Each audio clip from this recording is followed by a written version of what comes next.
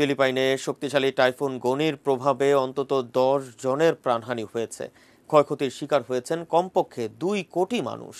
অনেক এলাকায় দেখা দিয়েছে বন্যা, হয়েছে ভূমিধস। গনির প্রভাবে রাজধানী ম্যানিলা, লুজন দ্বীপ ও কাতাদুয়েন্স দ্বীপ সবচেয়ে বেশি ক্ষতির শিকার হয়েছে। রোববার স্থানীয় সময় ভোরে 225 কিলোমিটার গতিতে আঘাত হানে টাইফুন গনি।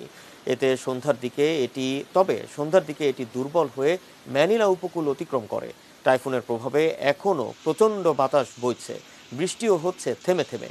ঝড়ের আগে 20 লাখ মানুষকে নিরাপদ আশ্রয় নেওয়া সম্ভব হয়েছিল বলে প্রাণহানি এড়ানো গেছে। কাঁচা পাকা বহু ঘরবাড়ি উড়ে গেছে, ভেঙে পড়েছে যোগাযোগ ব্যবস্থা।